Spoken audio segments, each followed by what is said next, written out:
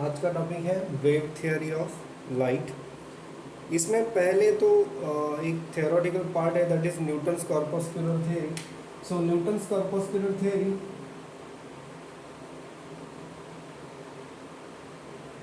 ये बताती है कि light is made up of particles and particles are called as corpuscles. इसमें न्यूटन की जो पोस्टुलेट्स है एंड उसके जो ड्रॉबैक्स है वो दिए गए हैं। आपको वो टेक्स्ट बुक में से पढ़ने पड़ेंगे, काइंडली गो थ्रू इट। उसके ऊपर भी आपको एमसीक्यू आ सकते हैं, जैसे कि वो बोल सकते हैं कि the colour of light according to Newton's corpuscular theory depends on size of corpuscles यानी particles। दूसरी जो थियरी यहाँ पे आती है वेव थियरी ऑफ लाइट। तो ये थियरी के कुछ पोस्टुलेट्स दिए गए हैं and according to this theory light is having longitudinal wave nature. Light is having longitudinal wave nature and light is having speed in denser medium less than speed in rarer medium, जो कि correct point था जो बाद में prove भी किया गया था। और ऐसे ही कुछ पोस्टुलेट्स जहाँ पे दिए हैं, this is the most successful theory. इसकी कुछ सक्सेसेस भी दिए हैं आपके टेक्स्ट बुक में। As compare to Newton's theory ये ज़्यादा सक्सेसफुल थी। ऑफकोर्स इसमें भी कुछ ड्रॉबैक थे, जैसे उसने कहा कि light is made up of longitudinal wave, so it is wrong. Light is made up of transverse wave, जो कि बाद में प्रूव किया गया यूजिंग पोलराइजेशन।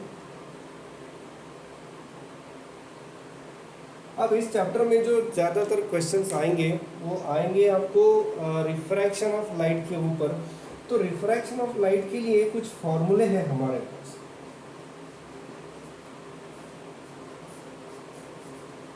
तो रिफ्रैक्शन ऑफ लाइट के लिए फॉर्मूले क्या क्या है? सो वी हैव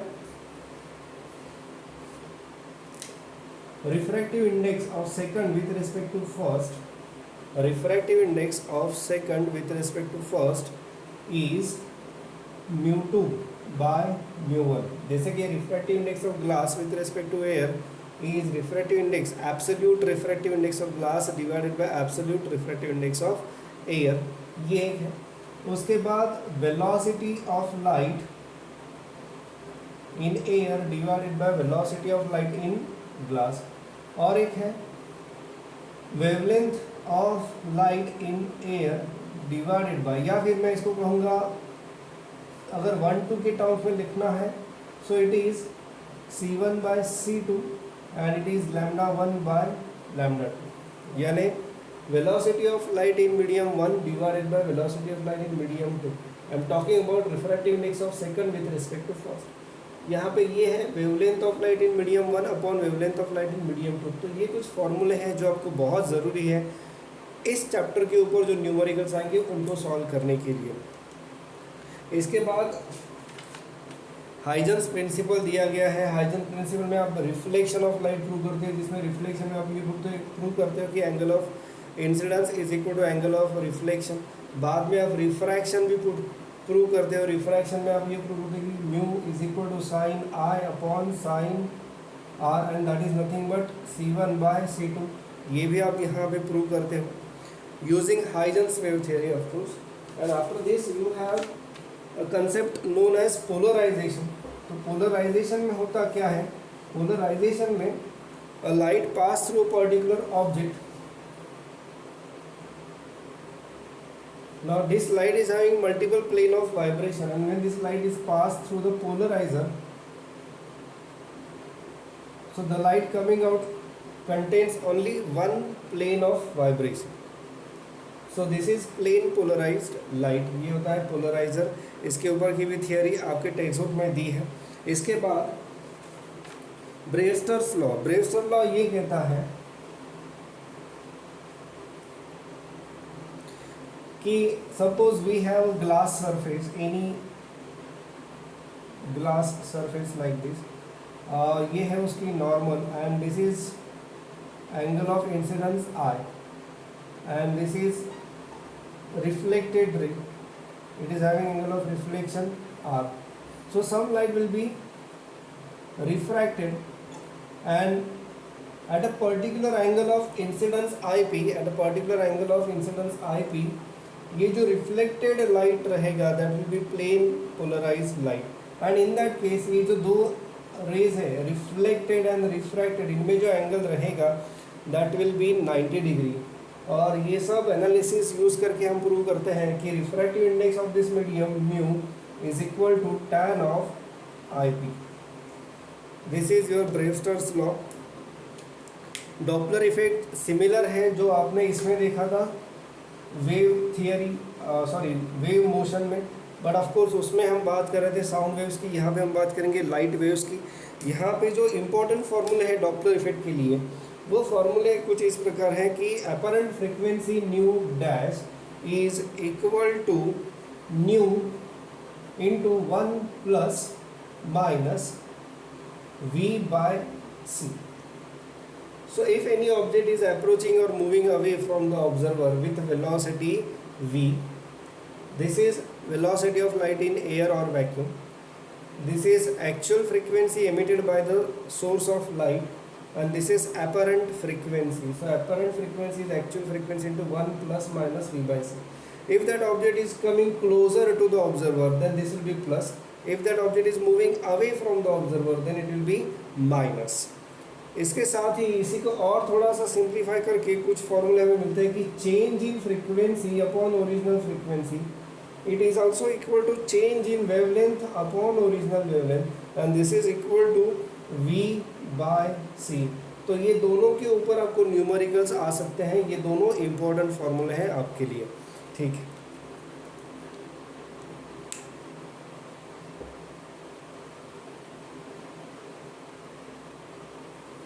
इसके बाद रेड शिफ्ट ब्लू शिफ्ट है। तो अगर ये अर्थ है and any object is moving towards the earth, तो अगर ये नज़दीक आ रहा है तो इसकी फ्रीक्वेंसी बढ़ेगी। अगर कोई फ्रीक्वेंसी बढ़ेगी तो वेवलेंथ कम होगी, वेवलेंथ कम होगी तो ये जो ऑब्जेक्ट है it's colour will shift towards blue.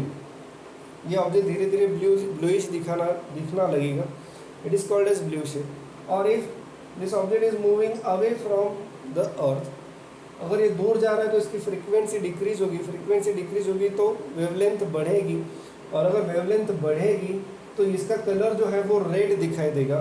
So that is called as red shift. तो ये red shift and blue shift आपको पता होना चाहिए। And after this they have given some applications of Doppler effect, आपको वो पढ़नी पड़ेगी, एक बार फिर से रिवाइज करना पड़ेगा उनको। Next is, now let us start with the DPP questions.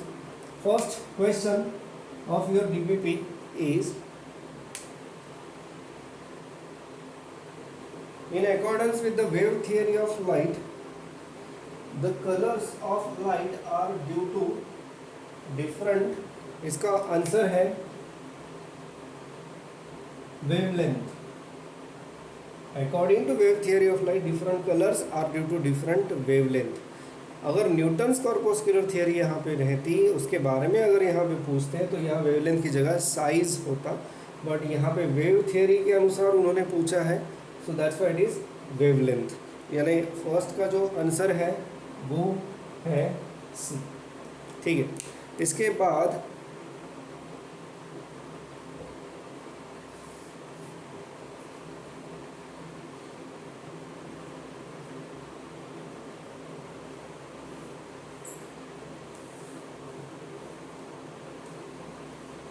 a ray is reflected at an angle of 30 degrees. If the angle of incidence become double, then the angle of reflection will be, ठीक है। तो obviously अगर angle of incidence पहले I है 30 और अब I1 और I2 अगर यहाँ पे 30 है, 30 का डबल 60 हो जाएगा, तो नेचुरली एंगल ऑफ रिफ्लेक्शन भी 60 हो जाएगा।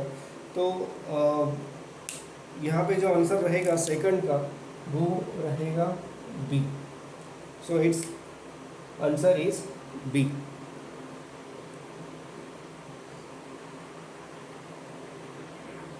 क्वेश्चन नंबर 3 है कि keeping the angle of incident ray fixed, rather keeping the incident ray fixed, if the plane mirror is rotated through angle theta about an axis lying in its plane, then the reflected ray turns through an angle of, ठीक।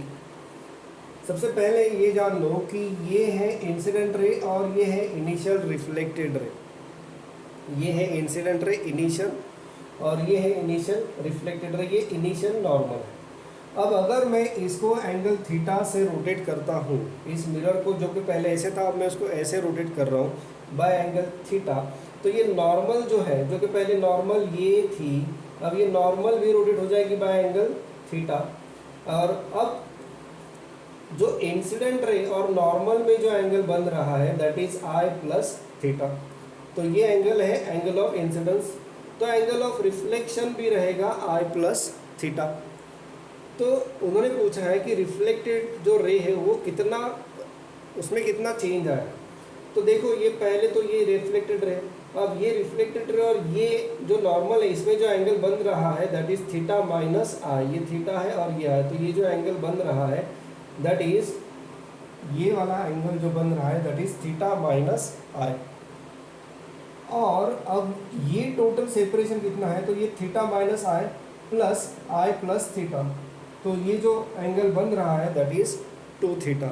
तो question number 3 का जो answer है वो है A. Next is question number 4।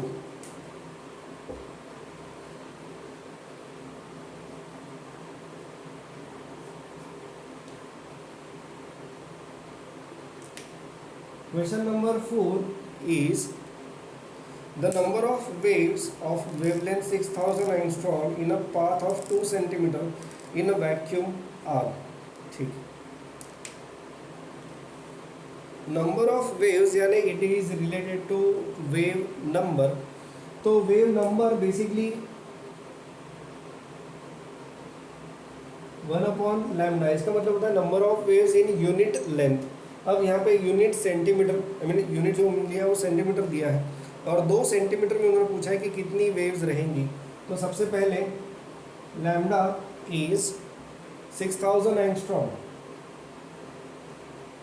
Which is 6000 into 10⁻⁻8 centimetre, यानी 6 into 10⁻⁻5 centimetre. तो number of waves in 2 centimetre जो रहेगा दैट इज 2/λ, यानी 2/6 इंटू 10⁻⁻5, दैट इज 1/3 इंटू 10⁻⁻5, जो कि आपको आंसर दे रहा है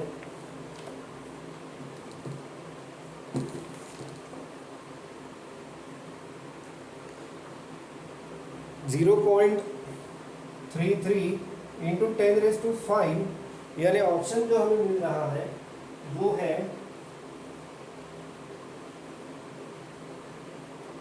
ए, 4th का आंसर आ रहा है A. Next is question number 5।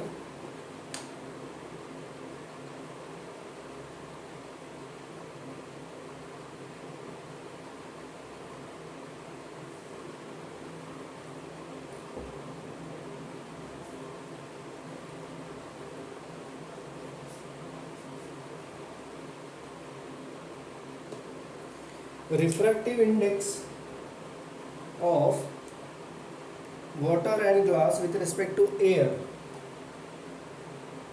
ये दिया है 1.5 और ये दिया है वाटर एंड ग्लास 1.3, नहीं थोड़ा उल्टा हो गया, ये दिया है। अब विथ रिस्पेक्ट टू एयर यानी हम इसको विथ एब्सोल्यूट रिफ्रैक्टिव इंडेक्स भी ले सकते हैं, और उन्होंने जो पूछा है what will be the refractive index of glass with respect to water, so refractive index of glass with respect to water, ये सिंबल है refractive index of glass with respect to water. So it is equal to μg by μw, जो पहले initially जो formula बताया है, और उसके हिसाब से ये 1.5/1.3 यानी 15/13, क्वेश्चन नंबर 5 का जो आंसर आपको मिल रहा है that is B. Okay, next is question number 6।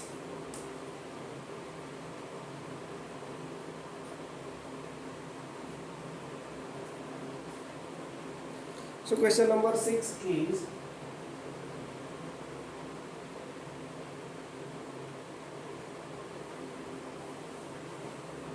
A ray of light is incident on the surface of separation of medium with a velocity of light at an angle of 45 degree and is refracted in the medium at angle 30 degree. What will be the velocity of light in the medium? ठीक है, यहाँ पे angle of incidence दिया है and is refracted in angle of refraction दिया. What will be the velocity of light in the medium? तो इसमें हमें क्या करना है, हमें पता है mu which is equal to sine of I upon sine of R, and that is equal to sine of 45 upon sine of 30. तो ये 1/√2 और ये 1/2, तो ये 2/√2 आ रहा है. सो म्यू जो यहाँ पे मुझे मिल रहा है that is √2. Now mu is also c by v, velocity of light in air to velocity of light in medium. तो ये आ रहा है √2. उन्होंने पूछा है हमें v, so v is equal to c by √2 यानी 3 × 10⁸ डिवाइडेड बाय √2. इसका जो आंसर आपको मिलेगा वो अराउंड 2.1 × 10⁸ रहेगा. तो ये जो क्वेश्चन नंबर 6 है इसका जो ऑप्शन आपको मिलेगा that is option A. Question number 7.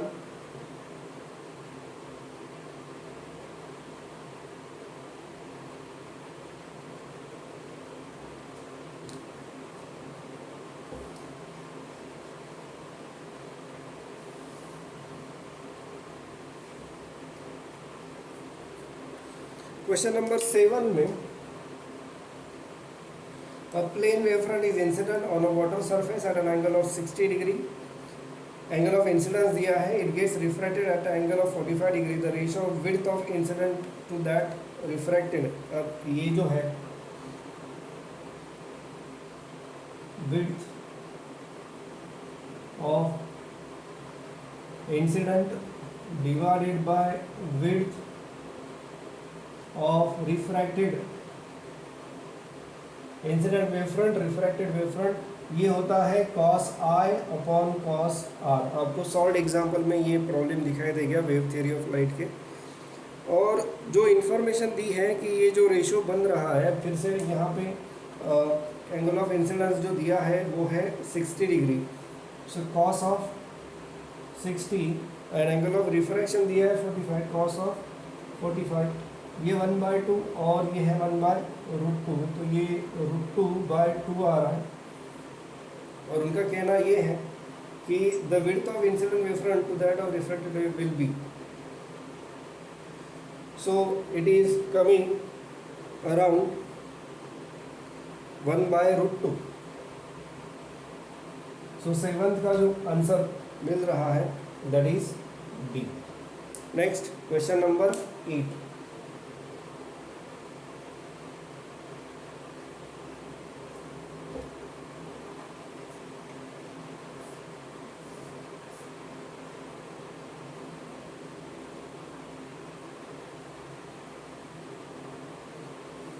Light takes same time to travel through air and glass. If the thickness of glass is 5 cm and mu is equal to 1.5, then the distance traveled through air is.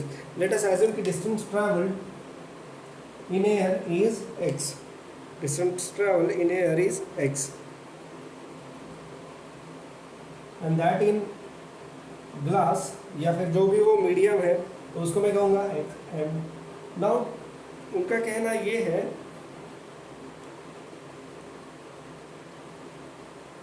Time taken is same. तो यहाँ पे distance upon velocity is time और यहाँ पे distance upon velocity ये भी time, दोनों time same है. उन्होंने पूछा है एयर में वो कितना डिस्टेंस ट्रैवल कर रहा है, तो x air is c/v xm. अब c/v जो होता है वो होता है refractive index. So c/v is mu into xm. Mu है 1.5, yes it is 1.5 and this is 5. तो आपका आंसर आता है 7.5 सेंटीमीटर. क्वेश्चन नंबर 8 का जो आंसर यहाँ पे आ रहा है that is D. Next question number 9.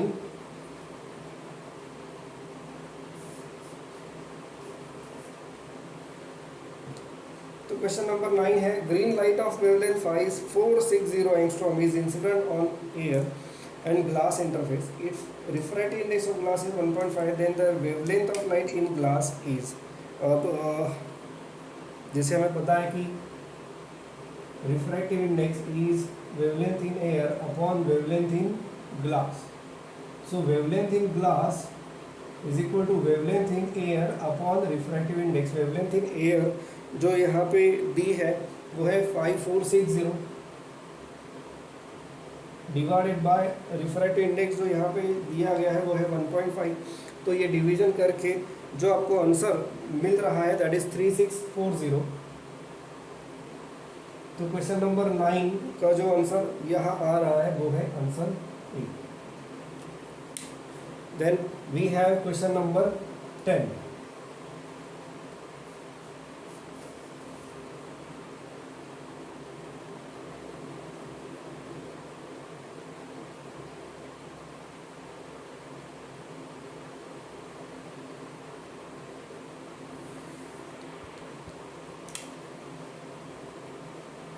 So 10 is, if speed of light in glass and water are 2 and 2.25, then the refractive index of water with respect to glass is.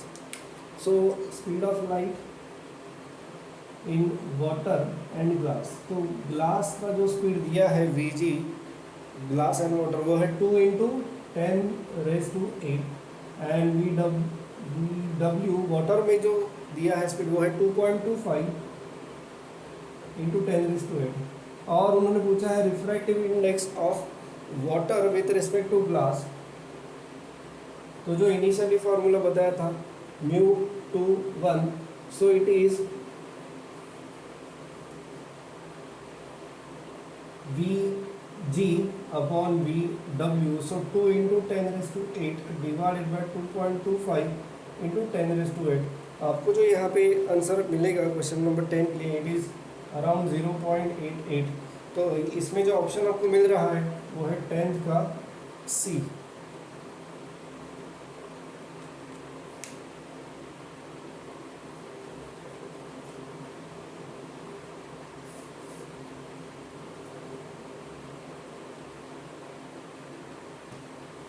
Question number 11, a ray of light passes from vacuum into a medium of refractive index mu. The angle of incidence is found to be twice the angle of refraction. The angle of incidence found to be twice the angle of refraction. Question number 11 की बात हो रही है और इन्होंने कहा है कि I is equal to 2R. तो अगर म्यू रिफ्रैक्टिव इंडेक्स है तो हमें पता है कि mu is equal to sine of I upon sine of R. अब ऑप्शंस देखिए, ऑप्शन जो है वो म्यू के टर्म्स में ही है तो और उनको एंगल ऑफ इंसिडेंस चाहिए. एंगल ऑफ इंसिडेंस चाहिए, हमें इसको रिमूव करना पड़ेगा. इसको रिमूव करना है सो हम यहाँ से बोल सकते हैं कि R is equal to I/2. So sine of I upon sine of I/2. अब यहाँ पे मैं डबल एंगल फार्मूला यूज़ कर सकता हूँ या फिर आप उसे हाफ एंगल फार्मूला भी कहते हो कभी. So 2 sine of I/2 into cos of I/2 divided by sine of I/2. Sine of I/2 cancel हो जाएगा और म्यू जो रह जाता है that is 2 cos of I/2 divided by sine of, sorry नहीं इतना ही बचेगा क्योंकि साइन हमारा कैंसिल हो गया. Now cos of I/2 is μ/2 and therefore I/2 is cos inverse of μ/2. So I is equal to twice cos inverse of μ/2. ऐसा कोई option आपके पास है क्वेश्चन नंबर 11 का? Yes, it is option C. So 11 का जो answer आ रहा है that is C. Question number 11 हो गया. Question number 12.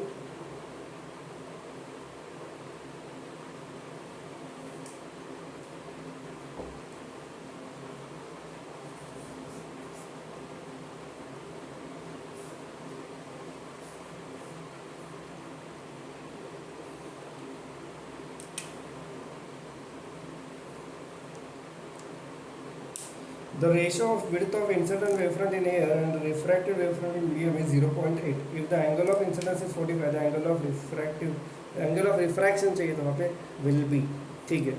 तो width in air divided by width in medium, जो भी मीडियम वो दी है 0.8, यानी यहाँ पे आपको दिया है cos i upon cos r की value, cos i upon cos r की वैल्यू जो दी है वो है 0.8, ओके। और उन्होंने पूछा है angle of refraction, so cos of r is cos of i upon 0.8, cos of i angle of incident जो दिया है वो है 45 डिग्री,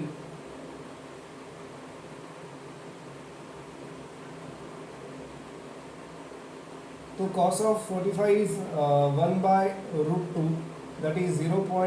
और डिवाइडेड बाय 0.8, और ये 1/√2 यानी 0.707 अपॉन 0.8, ओके। तो ये कैलकुलेशंस रहेंगे उसके, तो 0.707 अपॉन 0.8 वो आता है 0.88, और अगर आप cos इनवर्स ऑफ 0.88, मैं ये अप्रोक्सीमेट बता रहा हूँ, आपको पता चलेगा it is close to 27 degree या 28 डिग्री, तो आपका आंसर जो आता है क्वेश्चन नंबर 13 का वो आपको मिलेगा, नॉट 13, ये है क्वेश्चन नंबर 12। तो क्वेश्चन नंबर 12 का जो आपको आंसर मिलेगा दैट विल बी डी। अब रिमेंबर, अब ये कैसे पता है, क्योंकि ये इतनी कॉम्प्लिकेटेड वैल्यूज हमें पता नहीं रहती, तो ये पता होना चाहिए कि cos 30 is less than cos of 27, और cos 30 रहेगा √3/2 वो जो कि 0.866 है, तो cos 27 उससे ज़्यादा रहेगा जो कि ये वैल्यू हो सकती है, इसलिए आप ये गेस कर सकते हो। यानी यहाँ पे आपको ऐसा लगेगा कि लॉग टेबल चाहिए, बट लॉग टेबल की वैसे ज़रूरत नहीं है अगर आपको ये कैलकुलेशंस पता है तो। सो क्वेश्चन नंबर 12 जिसका आंसर है D. Question number 13,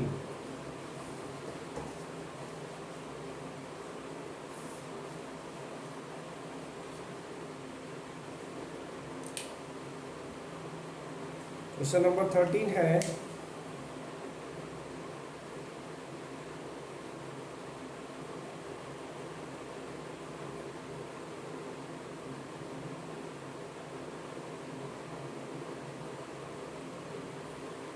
the difference in optical densities mu of glass and water with respect to air is 1/6, ठीक है। The velocity of light in water is, तो mu G minus mu W, और ये दिया है 1/6, ठीक। अब म्यू जी को मैं लिख सकता हूँ सी अपॉन वी जी, अच्छा यहाँ पे जो सिंबल दिए उनकी टर्म है तो सी जी, और ये C upon C W, C velocity of light in air, C G velocity of light in glass, C W velocity of light in water, ये 1/6 दिया है। और अगर आप इसको सिंप्लीफाई करोगे तो अब आप देख सकते हो बेसिकली यहाँ पे एक म्यू जी वाली टर्म आई है, तो म्यू जी कैसे आया, तो अगर आप ये सी को कॉमन लेते हो और अगर आप देखोगे तो ये C W minus C G divided by C G C W into 1 is equal to 1/6, लेकिन सी बाय सी जी जो है C W minus C G upon C W is equal to 1/6, ये बन जाता है mu C W minus C G upon C W is equal to 1/6। और इस हिसाब से जो आपको आंसर मिलता है दैट इज आंसर बी। 13 में आपको आंसर मिलेगा बी। इसको आप थोड़ा और सिंप्लीफाई करोगे तो आपको आंसर आ जाएगा, answer is B. Question number 14,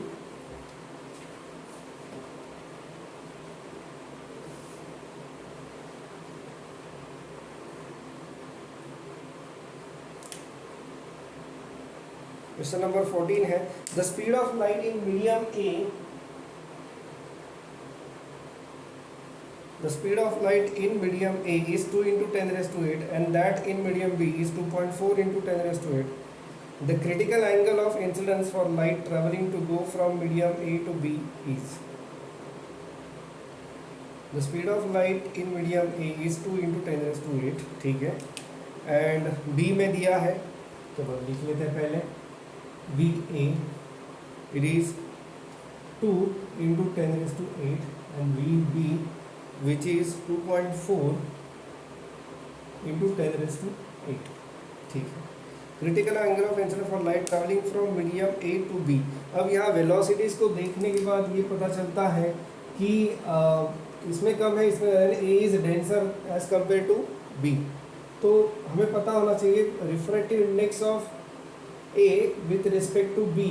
तो अगर हमें चाहिए refractive index of A with respect to B, तो वो रहेगा 2.4/2, यानी वो अप्रॉक्सीमेटली रहेगा 1.2 के आसपास, जो कि यहाँ पे ऐसे नहीं है, इट इज़ 24/20, तो ये लगभग आ जाएगा 6/5।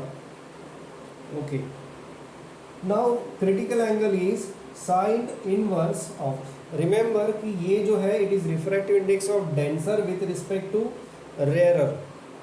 सो अगर ये ऐसा रिफ्रैक्टिव इंडेक्स है तो आपका जो क्रिटिकल एंगल है it is 1/μ A with respect to B. तो यहाँ पे जो आंसर आएगा आपका साइन इनवर्स ऑफ 5/6, ये आंसर आएगा। दैट इज 14 का जो आंसर है वो है D.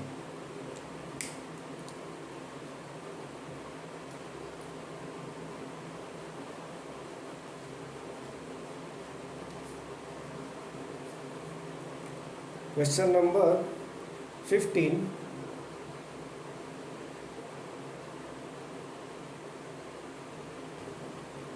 Refractive index of water दिया है और एक स्लैब है वो 5/3 है। The value of a critical angle of a ray light tending to go from glass to water, ठीक है। तो रिफ्रैक्टिव इंडेक्स निकाल लेते हैं पहले ग्लास टू वाटर, जो कि है हमें मिलेगी 5/3 डिवाइडेड बाय 4/3। सो 5/3 इंटू 3/4, तो रिफ्रैक्टिव इंडेक्स बन गया आपका 5/4। और so this is refractive index of denser with respect to rarer, और उस हिसाब से आपका जो क्रिटिकल एंगल बनता है that is sine inverse of 1/μ, तो वो आपका बन जाता है साइन इनवर्स ऑफ 1/μ, तो वो हो जाएगा 4/5। अब यहाँ पे 15 में जो आपको आंसर मिल रहा है वो है आंसर ए।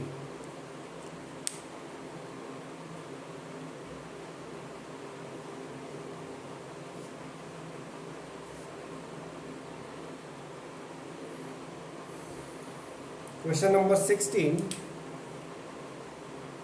क्वेश्चन नंबर 16 जो है, the wave number of light in medium of refractive index 1.6 is 2.5 into 10⁻⁶। The wavelength in air is. तो सबसे पहले तो हमें पता है कि refractive index is wavelength in air divided bye wavelength in medium, wavelength in air divided bye wavelength in medium. अब wave number का मतलब होता है 1/λ, और ये उन्होंने जो दिया है हमें वो है 1/λm। So 1.6 into 1/λm that is directly given, that is given to be कितने दी है 2.5 इंटू 10⁻⁶। हाँ, अब यहाँ पे थोड़ी मिस्टेक है, ये -6 की जगह यहाँ पे 2.5 इंटू 10⁶ चाहिए था।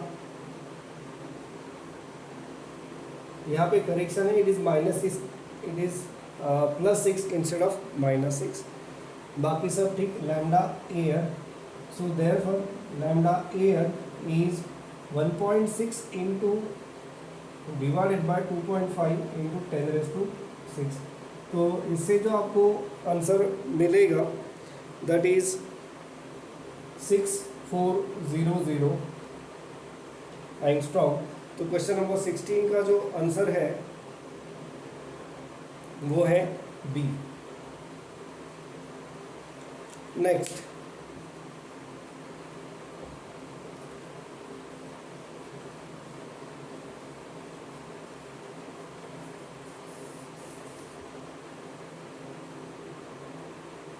Question number 17. When a ray of light enters from one medium to another, then its velocity in second medium becomes double. ठीक है, यानी it is going from denser to rarer medium. The maximum angle of incidence so that total internal reflection may not take place is. यानी they are asking for critical angle of incidence. Question number 17 की बात हो रही है।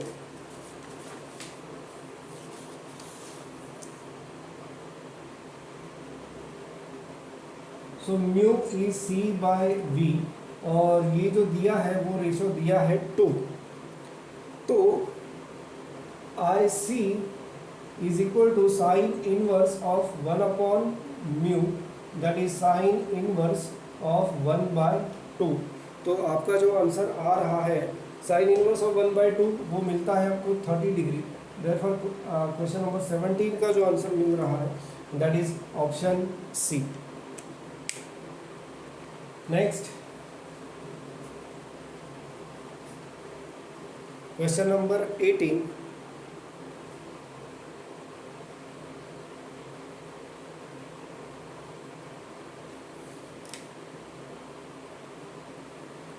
The frequency of light in air is 4 into 10 raised to 14. When it passes through a medium of different amplifier, the percentage change in wavelength of light is। ठीक है जी।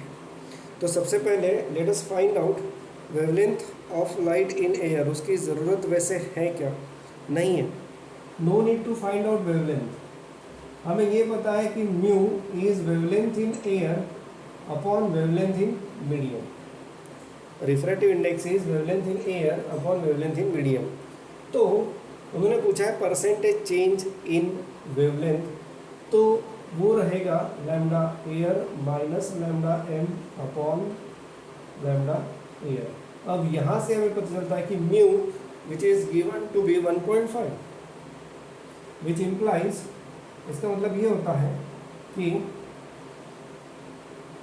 Lambda air is 1.5 times lambda M.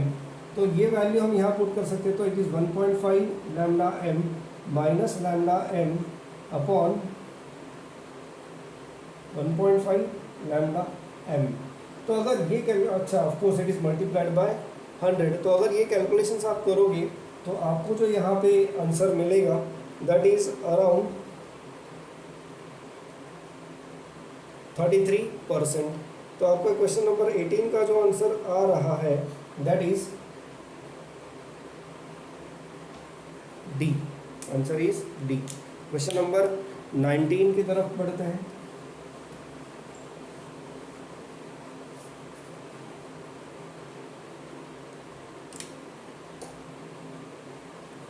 तो question number 19 कह रहा है a ray of light passes from glass having refractive index 1.6 to air. The angle of incidence for which the angle of refraction is twice the angle of incidence। ठीक, यहाँ पे पूछा गया है कि the passes from glass to air, the angle of incidence for which the angle of refraction is twice the angle of incidence।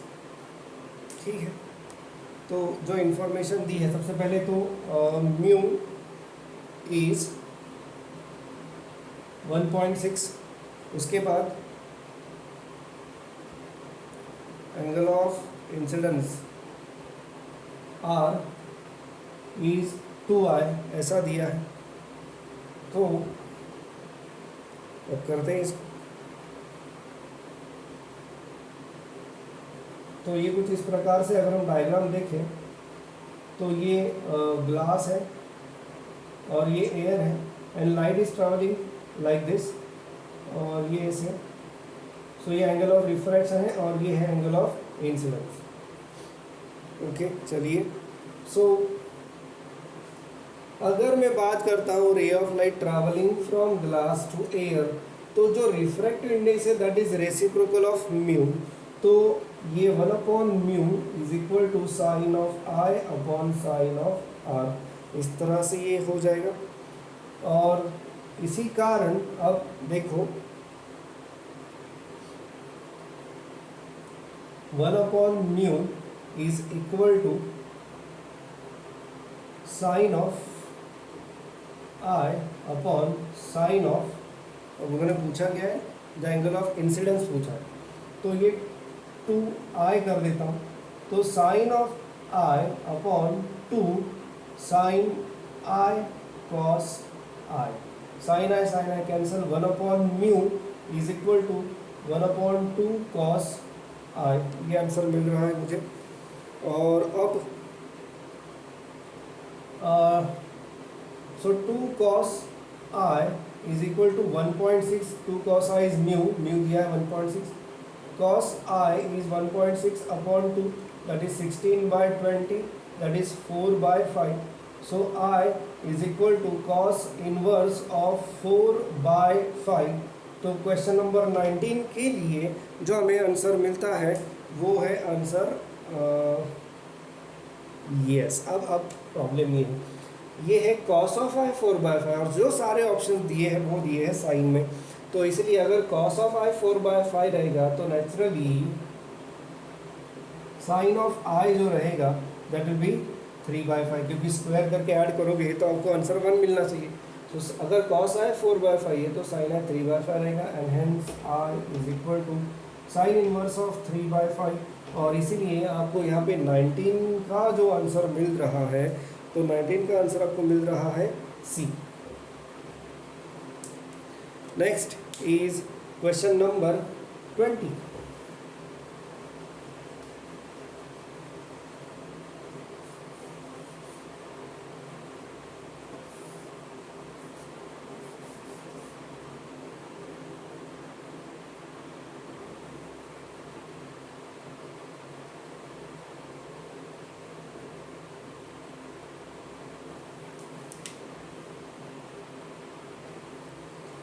Light is incident on a glass plate of refractive index 1.55. The reflected and refracted ray are at right angles to each other. The ratio of wavelength of reflected and refracted light is, अब यार ये कैसा है, this is the case of polarization. This is the case of polarization और हमें पता है कि mu is equal to 1.55 ये दिया है और mu wavelength in air upon wavelength in medium, ये ऐसे भी होता है यहाँ पे। सो देयरफॉर ये जो आंसर है इस क्वेश्चन का दैट इज 1.55। तो क्वेश्चन नंबर 20 का जो आंसर है वो है सी। ये है क्वेश्चन नंबर 21। क्या कहना है उनका कि the ray of light in denser medium strikes the rarer medium at an angle of incidence I. ठीक है, तो रे ऑफ लाइट जो है वो जा रहा है डेंसर मीडियम से रेयरर मीडियम में। ये डेंसर मीडियम है और ये रेयर है और आपका रे ऑफ लाइट ऐसे जा रहा है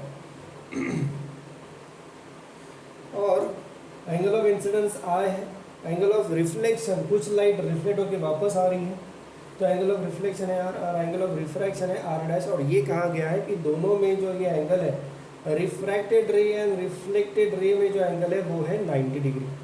तो नेचुरली तो ये पूरा 180 है और इसी कारण r प्लस आर डैश जो है वो 90 आ जाएगा।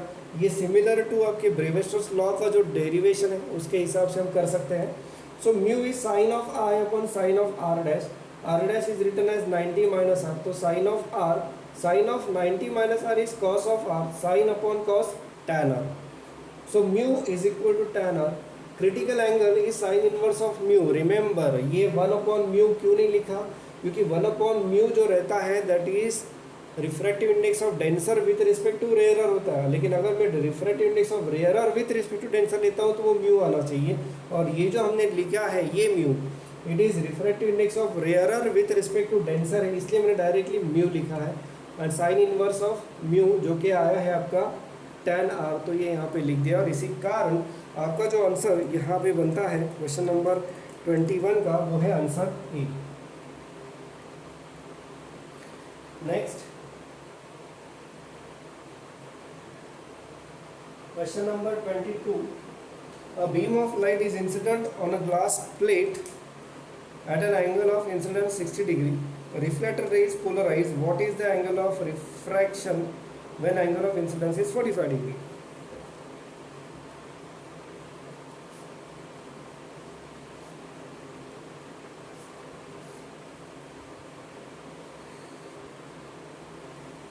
A beam of light is incident on a glass plate at an angle of 60 degree. Reflected ray is polarized. यानी इसका मतलब ये है कि उन्होंने सीधे सीधे ब्रेवेस्टर्स लॉ को यूज़ करने की परमिशन दी है जो कहता है mu is equal to tan of I P.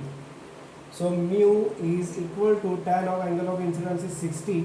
So mu tan of 60 is √3. तो आपका जो रिफ्रैक्टिव इंडेक्स आ रहा है वो आ रहा है √3 आ रहा है।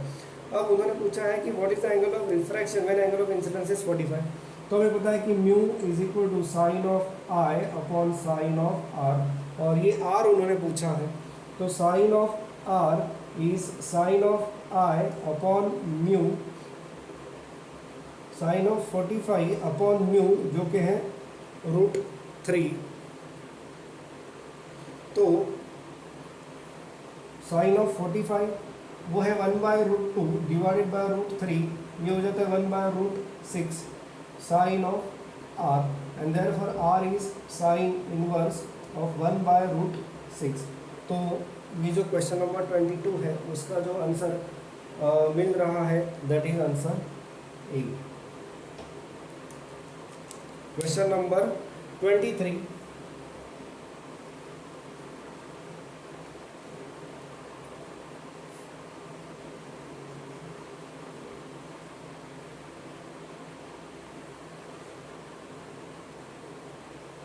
a star is emitting yellow light. If it is accelerated towards the earth, then to an observer on the earth it will appear. जैसे मैंने पहले भी कहा कि 23 में ये अर्थ है और ये कोई तो ऑब्जेक्ट इट इज़ अप्रोचिंग अर्थ, तो फ्रीक्वेंसी जो है वो बढ़ेगी। फ्रीक्वेंसी बढ़ने से वेवलेंथ जो है वो कम होगी, तो इसके जो कलर है इट विल अपीयर ब्लूइश, यानी ये ब्लू शिफ्ट का एग्जांपल है। तो यहाँ पे जो आंसर ब्लू यानी वॉयलेट, तो 23 का जो आंसर है वो है C, gradually changing to violet. Question number 24,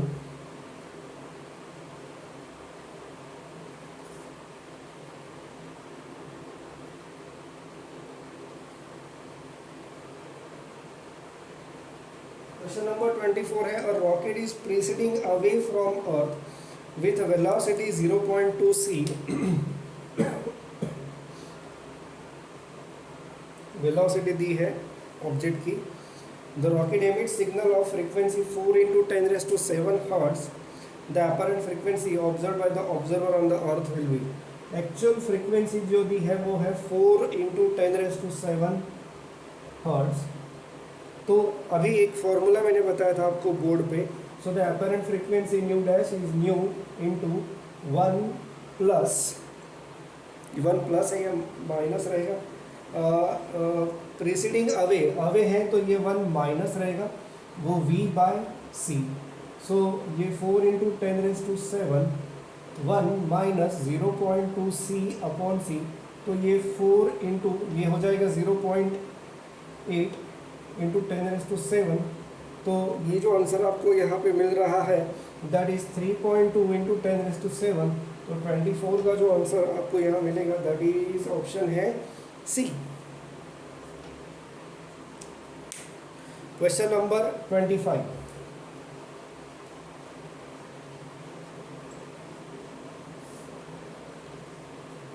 question number 25 है कुछ इस प्रकार से। पहले information, the spectral line for a given element in a light received from a distant star is shifted towards the longer wavelength by 0.032%. The velocity of the star in the line of light is.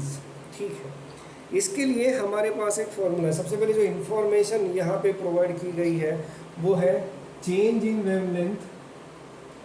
तो change in wavelength कितना percentage में है, तो वो दिया है 0.032%। So therefore delta lambda by lambda is 0.032 upon 100, ये दिया गया है। और वेलोसिटी ऑफ स्टार पूछी गई, तो इसके लिए हमारे पास जो फॉर्मूला है वो है delta lambda by lambda is equal to v/c, where this v is velocity of that star or that particular object and c is velocity of light। और ये हमें पता है it is 0.032 upon 100 is equal to v/c। c रहता है 10⁸। तो v जो आपका आ रहा है वो 0.032 × 3 × 10⁸ डिवाइडेड बाय 100 तो आपको जो यहाँ पे v के लिए आंसर मिलेगा that is around 96 into 10⁻³ metre पर सेकंड।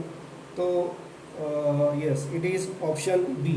तो क्वेश्चन नंबर 25 जो है उसका जो ऑप्शन आपको मिल रहा है दैट इज़ बी।